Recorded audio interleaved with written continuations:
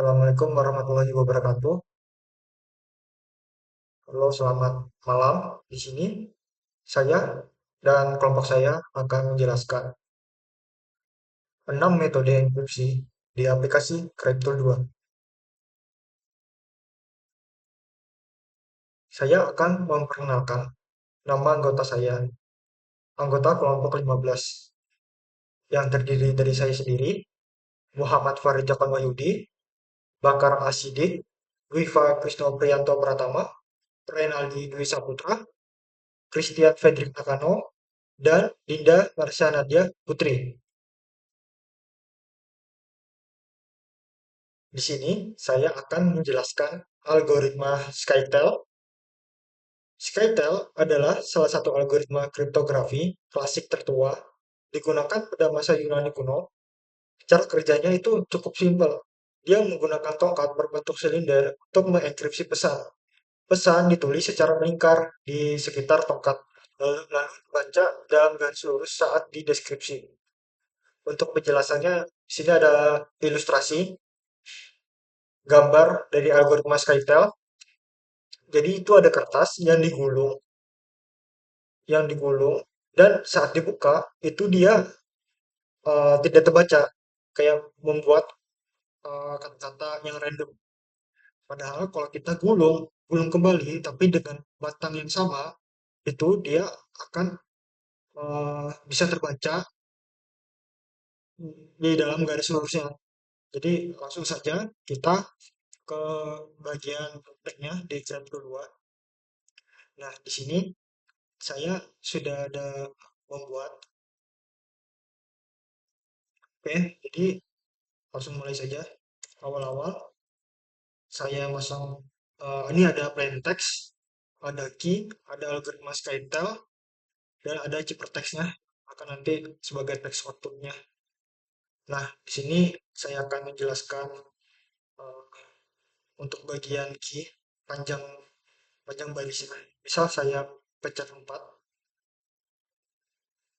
dia akan berubah menjadi eh, sebuah kata sandi. Tapi ketika saya mencoba menginputkan angka yang lebih panjang dari karakter dari plain text-nya. Di sini kan ada 19 karakter dalam satu baris. Nah, saya akan mencoba memasukkan karakternya yang memasukkan jumlah key-nya sama dengan 19. Oke. Nah, text output-nya sama dengan plain text-nya. Jadi, kalau saya bisa simpulkan penjelasannya di sini ada saya sudah bikin. Jadi, ketika panjang key atau jumlah baris sangat mempengaruhi bagaimana plaintext dienkripsi. Jika panjang key sama dengan panjang plaintext, maka pesan akan tetap sama karena setiap huruf akan dimasukkan ke barisnya masing-masing tanpa membentuk pola baru. Nah, ini ketika key-nya lebih pendek dari dari jumlah karakternya. Jadi saat pembagian baris, plaintext dibagi ke dalam sejumlah baris sesuai nilai key. Misalnya, jika plaintext memiliki 19 karakter dan key sama dengan 4, maka akan ada 4 baris.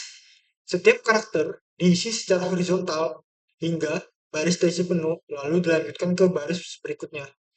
Nah, untuk pola barunya itu setelah dibagi menjadi beberapa baris, teks diambil dengan membaca kolom demi kolom secara vertikal, menghasilkan urutan yang berbeda dari plain text. Jadi gitu.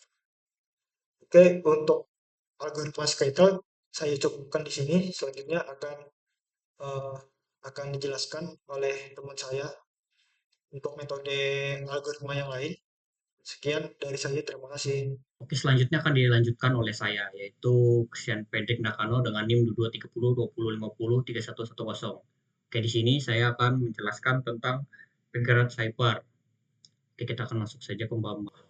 Oke, penjelasan dari Pegaran Cyber. Pegaran Cyber adalah salah satu jenis kriptografi klasik pada yang pada dasarnya adalah melakukan substitusi cipher abjad majemuk atau polyalphabetic substitution, yaitu mengubah plain text dengan kunci tertentu biasanya berupa sebuah kata atau kalimat yang berulang sepanjang plain text sehingga didapatkan ciphertext. Salah satu kelemahan dari cipher ini adalah ia mudah diserang dengan metode Kasiki untuk mengetahui panjang yang digunakan sebagai kunci.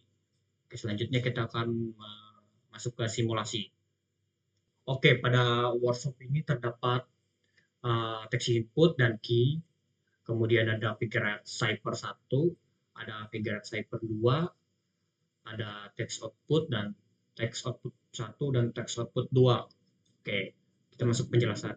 Nah, text input dan key ini digunakan pada metode figured cipher. Dia akan jadi kedua hal ini akan dimasukkan ke dalam figured cipher 1 dan akan dienkripsi.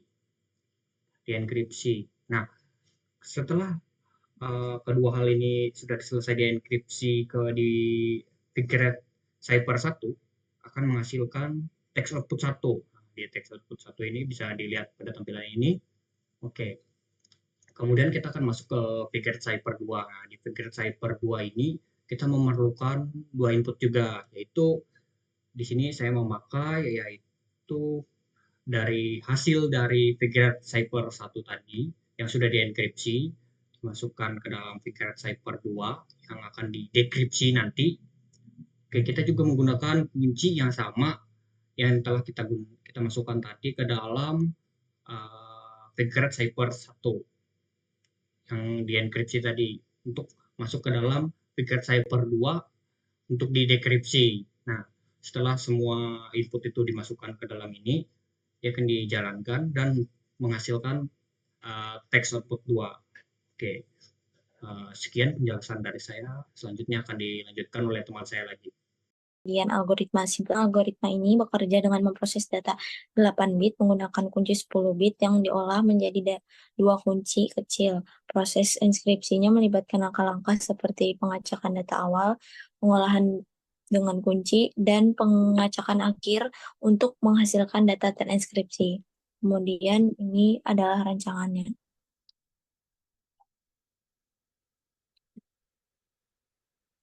Untuk rancangannya itu dia terdapat input yang pertama yaitu untuk text input yang pertama yaitu adalah input kunci berupa string binary yang dimana dia adalah 10 bit. Kemudian untuk input datanya itu dia merupakan bentuk teks. Untuk data inskripsinya yaitu menggunakan string decoder yang dimana string decodernya ini dalam bentuk teks nanti akan menerjemahkannya. Lalu untuk prosesnya itu terdapat string encoder yang dimana string encoder ini dalam bentuk heksadesimal yang dimana nanti hasil dari outputnya itu adalah bentuknya heksadesimal. Kemudian akan saya play dan berikut merupakan hasilnya dari bentuk inskripsi data. Begitu juga untuk sebaliknya untuk deskripsi data. Untuk deskripsi data pada teks input awalnya merupakan dalam bentuk heksadesimal dan untuk outputnya nanti dalam bentuk teks. Itu untuk bagian deskripsi datanya. Sekian penjelasan dari saya, akan dilanjutkan oleh teman saya. Kemudian yaitu pada bagian Rabbit Shifter adalah algoritma stream shifter yang dirancang untuk enkripsi dan deskripsi data dengan cepat dan aman. Rabbit digunakan sebagai salah satu pilihan algoritma untuk menenkripsi dan deskripsi data. Sebagai stream shifter, Rabbit mengenkripsi data bit per bit. Berbeda dengan block shifter yang mengenkripsi data blok, keunggulan Rabbit terletak pada kecepatannya yang sangat tinggi dan efisiensinya dalam implementasi, baik di perangkat keras maupun perangkat lunak. Algoritma ini menggunakan kunci sepanjang 128 bit dengan menghasilkan urutan bit acak yang sangat sulit diprediksi, memastikan tingkat keamanan yang tinggi. Kemudian pada programnya yaitu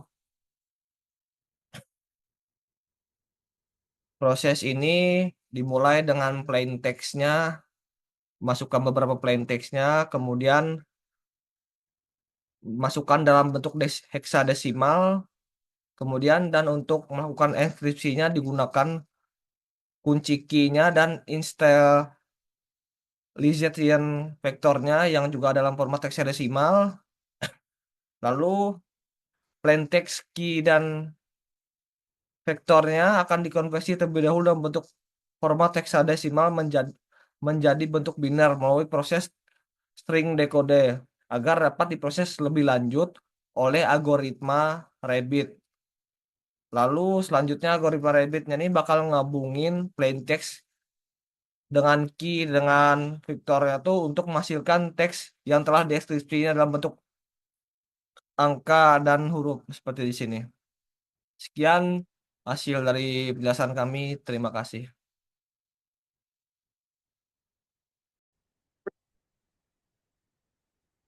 Oke, untuk penjelasan selanjutnya akan dilanjutkan oleh saya. Perkenalkan, saya Dwi Fakrisno Prianto Pratama dengan NIM 2230 2050 3111. Di sini saya akan menjelaskan salah satu algoritma kriptografi standar, yaitu Triple Data Encryption Standard atau Triple DES. Apa itu Triple DES? Triple Data Encryption Standard atau Triple DES adalah pengembangan dari algoritma DES untuk meningkatkan keamanan dengan menerapkan DES 3 kali pada setiap blok data. Prosesnya melibatkan enkripsi dengan kunci pertama atau K1, deskripsi dengan kunci kedua atau K2, lalu enkripsi lagi dengan kunci ketiga atau K3. Dengan panjang kunci efektif hingga 168 bit, Triple DES ini sendiri lebih aman dibandingkan DES, tetapi lebih lambat dan kini telah digantikan oleh algoritma modern seperti AES. Berikut adalah simulasi dari rangkaian yang menggunakan algoritma Triple DES. Bisa dilihat, pada bagian awal ada buah inputan. Yang pertama adalah sebuah plain text, yang dimana bertuliskan kami belajar Crypto 2 menggunakan algoritma Triple Data Encryption Standard. Dan inputan kedua itu berupa key, yang dimana key ini nanti yang akan digunakan di dalam algoritma DES ini sebagai kunci untuk proses enkripsi dan juga deskripsinya nanti. Selanjutnya pada proses enkripsi, jadi pada proses ini, algoritma Triple DES diaktifkan dengan mengatur opsi Use Triple DES. Pada modul DES Encryption, proses enkripsi ini menggunakan Electronic Code Block atau ACB sebagai chain mode-nya dan juga zero padding untuk menyesuaikan ukuran blok data. Di dalam proses ini terdiri dari 3 langkah. Yang pertama adalah enkripsi pertama atau E1, di mana plain text akan dienkripsi menggunakan kunci pertama atau K1 dengan menggunakan algoritma DES standar. Berikutnya adalah deskripsi kedua atau D2. Jadi hasil dari tahap pertama tadi dienkripsi lagi menggunakan kunci kedua atau K2. Hal ini akan menambahkan lapisan keamanan tambahan. Selanjutnya, enkripsi ketiga atau E3. Hasil dari tahap kedua kembali dienkripsi menggunakan kunci ketiga atau K3, yang dimana akan menghasilkan ciphertext akhir. Jadi, hasil dari proses enkripsi ini akan tampil dalam bentuk heksadesimal. Jadi ciphertext ini adalah representasi terenkripsi dari plain text yang tidak dapat dibaca tanpa proses deskripsi yang benar. Untuk hasilnya adalah seperti ini. Bisa dilihat di dalam text output-nya.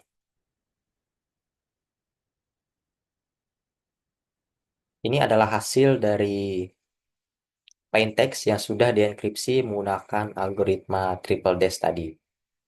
Dan selanjutnya untuk proses deskripsinya sendiri, jadi pada bagian deskripsi ini modul DES akan dipilih modenya menggunakan descripted, yang dimana akan mengembalikan ciphertext ke plain text asli menggunakan konfigurasi yang sama dengan proses enkripsi tadi. Yang dimana alurnya itu pertama-tama akan melakukan deskripsi pertama atau D1.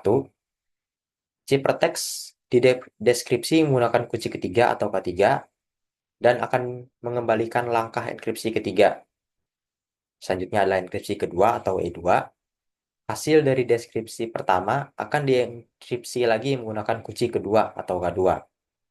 Selanjutnya adalah deskripsi ketiga atau D3. Hasil dari langkah kedua dideskripsi menggunakan kunci pertama atau K1, yang dimana akan mengembalikan plaintext asli. Lalu, hasil akhir dari proses ini adalah plaintext yang sama persis dengan input awal, yaitu kami belajar Cryptool 2 menggunakan algoritma Triple Data Encryption Standar. Jadi, hal ini membuktikan bahwa proses Triple Dash berhasil dilakukan tanpa kehilangan data sama sekali. Mungkin sekian pembahasan untuk algoritma Triple Dash. Untuk pembahasan selanjutnya akan dilanjutkan oleh teman saya.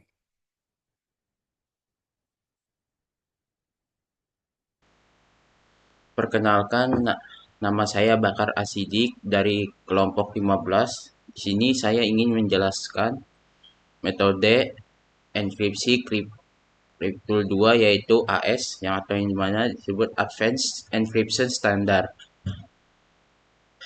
Apa itu AS?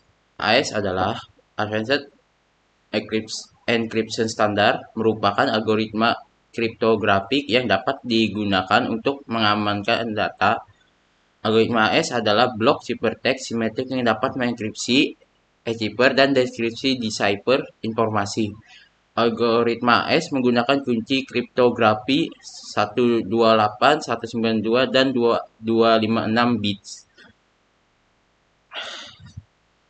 Selanjutnya yaitu cara kerja AES, yang dimana AES itu memiliki input yaitu berupa plaintext, key, dan IV atau initial vector.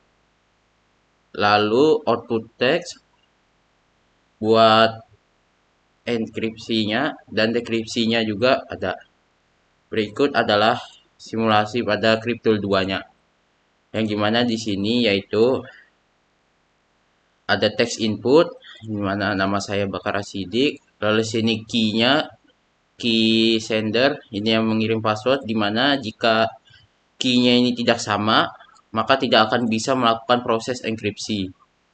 Lalu sini IV yaitu initial vector berupa 16 byte, yang dimana sesuai dengan AES enkripsinya, yang dimana situ key size-nya 128 bit atau 168 atau 16 byte. Lalu di sini key-nya ini berhubung ke PKCS, yang dimana ini buat untuk